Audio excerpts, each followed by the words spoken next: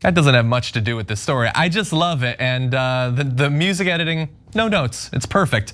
But what you saw there was, of course, Representative Josh Hawley, who is fleeing the abhorrent violence on January 6th after notably earlier giving like the raised fist to the mob that he would eventually be fleeing for his life from. Well, that seems like an amazing just crystallization of cowardice. But Marjorie Greene thinks that she has other examples that deserve just as much attention. So she's written a book, she did it.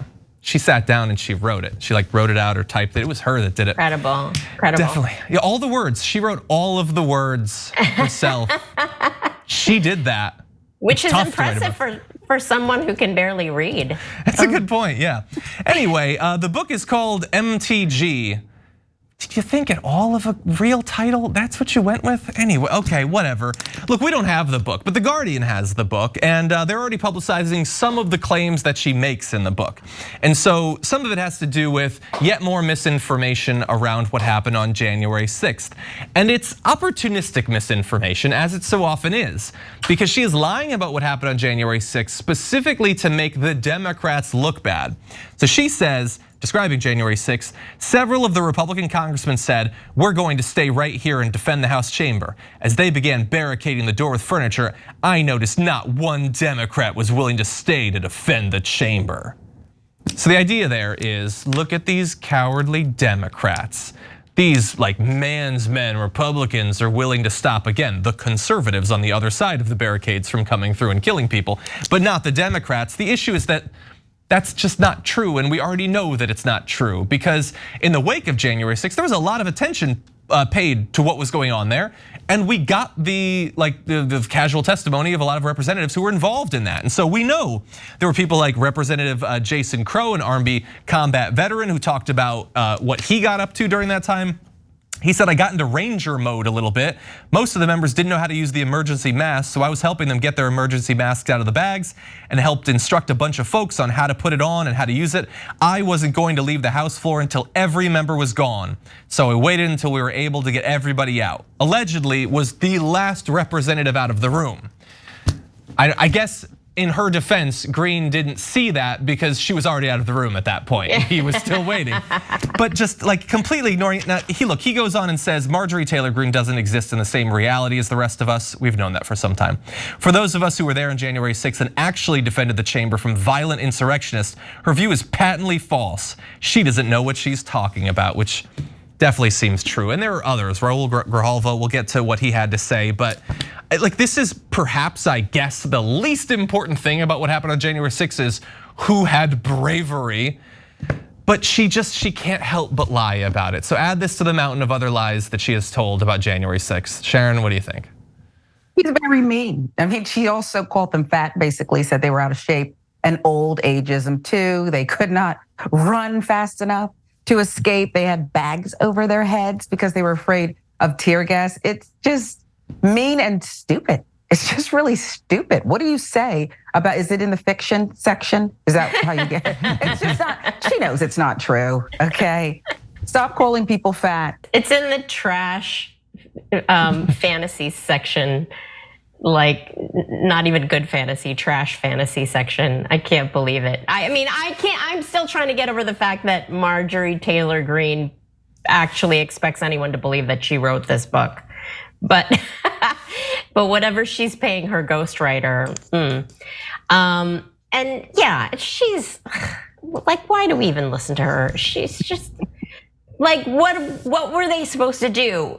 Like, you're not allowed to bring arms into the Capitol building, right? As far as I know, you're not allowed to be armed inside of the Capitol building.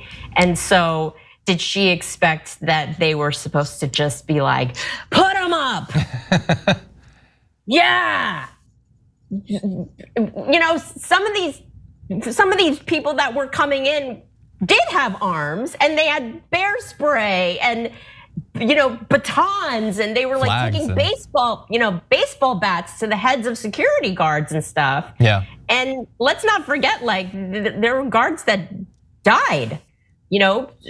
from in this mob. So like, where were you, Marjorie? Like, what were you doing? Were you doing the put 'em up thing? Like, come on. She was knocking out a set of pull-ups.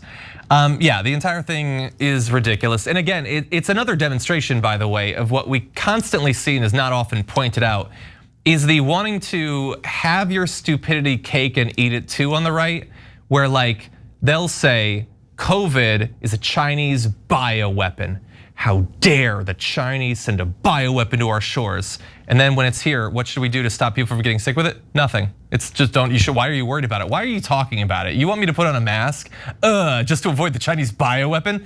In this case, like, why weren't they at the barricades with us defending against the mob? The mob that did nothing wrong, by the way. They were just sightseers. They were just tourists walking through. And why wasn't everyone there to stop them? You should have had pikes raised, ready to take their charge.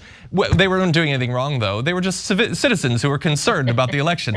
I know, like, can anyone be consistent, please? I'm not even saying the stance you take has to make sense of itself, but just take one stance. How about that? Anyway, the mockery of the Democrats continues.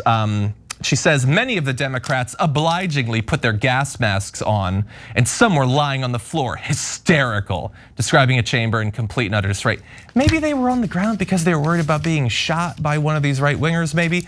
And also, she's not specific here, but I detect a note of, like, she hates masks so much in the pandemic that she's mocking people for putting gas masks that they were ordered to put on. Are all masks bad now? They could have used a bioweapon. If there's a plane going down with Marjorie Taylor Greene on it and the oxygen mask drops, she's gonna be like, you know what? No, thank you. Masks, never, hashtag never again with the masks. Just with the last gasp of oxygen in her lungs, don't tread on me. As everyone else is just like, I hope the turbulence doesn't last. I can't breathe, yeah. Anyway, okay, look, the entire thing is ridiculous. I haven't seen this compilation. Can we play D3? I'm just curious what you guys put together on this. They were screaming, they're so proud of her.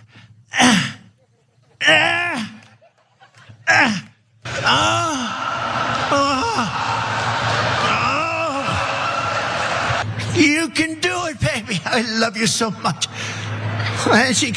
And just bad news, bad things are happening. Mom, I'm sorry.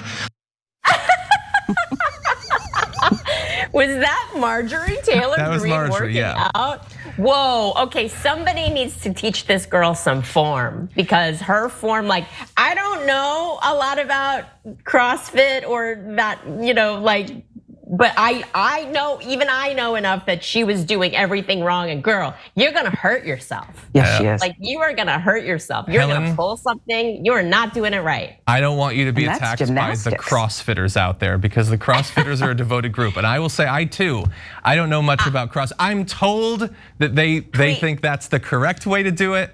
I also have seen injury statistics for people in CrossFit, so. I think CrossFitters, please back me up. She is not doing this right. Nah, she's not doing it her right. back. I'm not gonna get involved in this, okay? I don't cross CrossFitters or Swifties. Those are the two groups that I don't mess with. Okay, I wanna show one more graphic, but can we show the last graphic of this? Because the book is not even available yet. But already people have hit the Barnes & Noble reviews and they're not fans. And if you just wanna have fun for a little bit, you should read some of the reviews. It's possible some of them got early review copies, but the comments are funny, so go check that out. It's MTG on Barnes & Noble.